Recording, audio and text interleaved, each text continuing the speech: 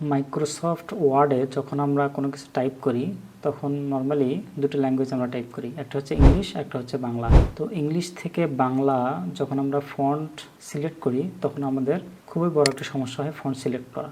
এখন এই font select করতে গিয়ে আমাদের অনেক স্ক্রল করা লাগে। বাংলার জন্য একটি ফন্ট এবং ইংলিশের জন্য একটি ফন্ট যদি আমরা কিবোর্ড শর্টকাটের মাধ্যমে সিলেক্ট করে নিতে পারি তাহলে কেমন হয় দেখেন। আমি যদি কন্ট্রোল এন প্রেস করি তাহলে কিন্তু আমার নিকষে আসছে। আমি যদি কন্ট্রোল টি প্রেস করি তাহলে কিন্তু টাইম নিউ রোমানে আসছে। এখন আমরা যাই প্রেস করি না কেন এখানে দেখেন কিবোর্ড থেকে এটা কিন্তু আমার টাইমস নিউ রোমানে।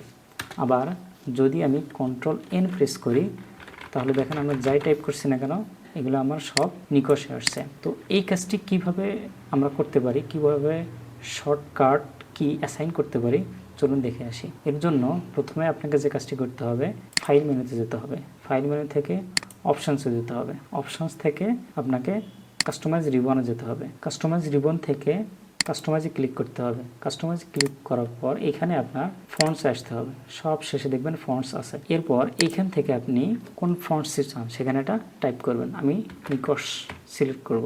দেখেন আমার কিন্তু নিকষ সিলেক্ট হয়ে গেছে। এবার আমি আমার প্রিফার্ড শর্টকাট কিটি এখানে প্রেস করব, কন্ট্রোল এন, এরপর অ্যাসাইন। দেখেন আমার কিন্তু কিবোর্ড শর্টকাট অ্যাসাইন হয়ে গেছে। এরপরে আমি যদি ইংলিশ লিখতে চাই তখন আমি লিখব টাইমস নিউ রোমানে। এবার এখানে আমি কিবোর্ড থেকে কন্ট্রোল টি প্রেস করব, অ্যাসাইন করলাম। দেখেন আমার কিন্তু অ্যাসাইন হয়ে গেছে দুইটা ফন্টের জন্য। একটা হচ্ছে টাইমস নিউ রোমান এবং আর একটি হচ্ছে নিকষ। এবার আমি ক্লোজ করে দিলাম, ওকে। দেখেন এবার যদি আমি এখানে কন্ট্রোল টি প্রেস করি তাহলে আমার টাইমস নিউ রোমান আসতেছে। আমি কন্ট্রোল এন প্রেস করি, এরপর আমার নিকষ আসতেছে। তো আপনারাও চাইলে এইভাবে ফন্ট সিলেক্ট করা ঝামেলা থেকে মুক্তি পাওয়ার জন্য কিবোর্ড শর্টকাট ইউজ করতে পারেন।